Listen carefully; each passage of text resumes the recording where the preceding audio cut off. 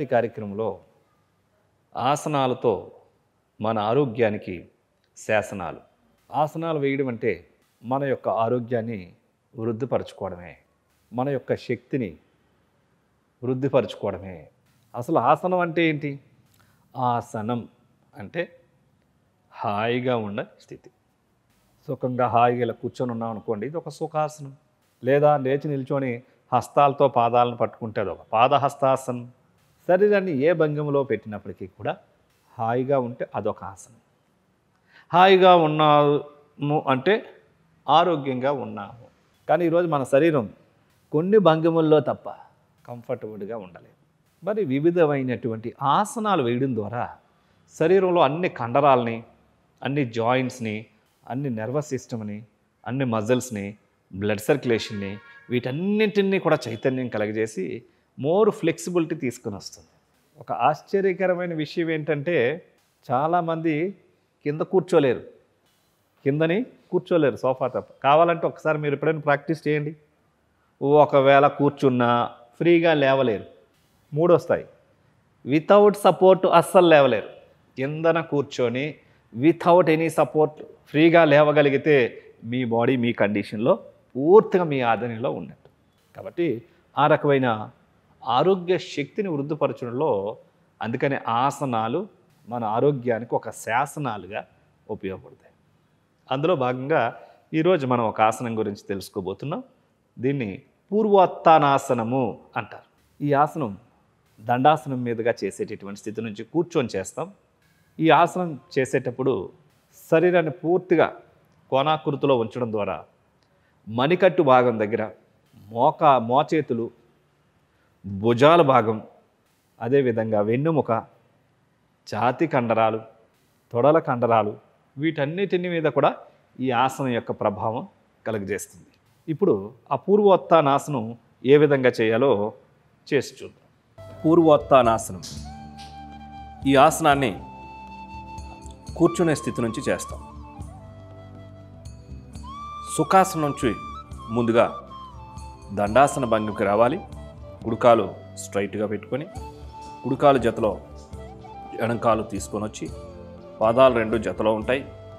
ఈ స్థితిలో రెండు చేతులు శరీరానికి ఇరువైపులా, రెండు చేతులు అరిచేతులు నేల మీద ఆనించి ఉంచాలా. ఇప్పుడు శ్వాసని నిదానంగా తీసుకుంటూ శరీరాన్ని పైకి రేజ్ చేయాలి. అరికాళ్ళు నేలను తాకించే విధంగా స్ట్రైట్గా, వెన్నెముక నిటారుగా, తల పూర్తిగా వెనక్కి ఉండాలి. ఇంకా కొద్దిగా పైకి రేజ్ చేయాలి. పాదాల దగ్గర నుంచి తల వరకా కూడా బాడీ స్ట్రైట్గా ఉండాలి. దీన్నే పూర్వోత్తానాసనం. ఈ ఆసన భంగిమలో తొడల కండరాలు, వెన్ను కండరాలు, మణికట్టు, భుజాల కండరాలు, మోకాళ్ళు ఇవన్నీ బలంగా తయారవుతాయి. ఛాతీకి సంబంధించినటువంటి భాగాలన్నిటికీ చక్కటి వ్యాయామం జరుగుతుంది. ఇప్పుడు నిదానంగా కిందకి యథాస్థానానికి రావాలి. శరీరాన్ని కిందకి ఆనించి తర్వాత మణికట్టుని ఒక్కసారి మసాజ్ చేయాలి. ప్రారంభంలో మణికట్టు దగ్గర కాస్త నొప్పి రావచ్చు. చేస్తూ ఉంటే మణికట్టు యొక్క బలం పెరుగుతూ ఉంటుంది. మరొక్కసారి ఈ పూర్వోత్తానాసనం ఏ విధంగా చేయాలో చేసి చూద్దాం. రెండు చేతులు శరీరానికి ఇరుప్రక్కల వెనక వైపున సపోర్ట్ తీసుకొని శ్వాసన తీసుకుంటూ శరీరాన్ని పూర్తిగా పైకి రేజ్ చేయాలి. హిప్పు భాగాన్ని పూర్తిగా పైకి రేజ్ చేసి వెన్నుముక స్ట్రైట్గా తీసుకొని రావాలి. రెండు అరికాళ్ళు నేలను తాకించే విధంగా కాళ్ళ భాగం దగ్గర నుంచి, తొడల భాగం దగ్గర నుంచి వెన్నుముక, ఛాతీ కండరాలు, తల భాగం వరకు బాడీ స్ట్రైట్గా ఉండాలి.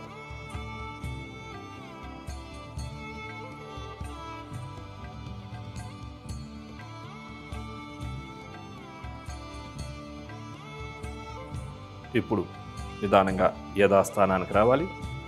చూస్తారు కదండి, ఈ పూర్వోత్తానాసనం చేసినప్పుడు మణికట్టు బలంగా తయారవుతుంది, మోచేతులు బలంగా తయారవుతాయి, భుజాల కండరాలు బలంగా తయారవుతాయి, మెడ కండరాలు బలంగా తయారవుతాయి. థైరాయిడ్ గ్రంథి బాగా చక్కగా వ్యాయామం జరిగి థైరాయిడ్ గ్రంథి యొక్క పనితీరు బాగా మెరుగుపడుతుంది.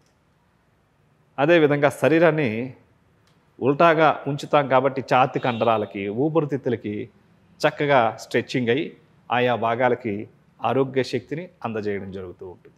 అదేవిధంగా మరి పాదాలు నేల కానించి ఉంచడం ద్వారా కాళ్ళ కండరాలు, తొడల కండరాలు, హిప్ భాగం ఇదంతా కూడా పూర్తిగా ఆ బ్యాలెన్స్లో ఉండడం ద్వారా అవన్నీ కూడా స్ట్రెంథనింగ్ అవుతాయి. సో మోర్ ఫ్లెక్సిబిలిటీ పెరిగి ఇది నరాల యొక్క శక్తిని పెంచుతుంది. ప్రారంభంలో మణికట్టు దగ్గర నొప్పి రావచ్చు. ఆసనం వేసిన తర్వాత కాసేపు ఇలా మసాజ్ చేసుకున్నట్లయితే ఆ నొప్పి కూడా తగ్గిపోయి మణికట్టు బలం బాగా పెరుగుతూ ఉంటుంది.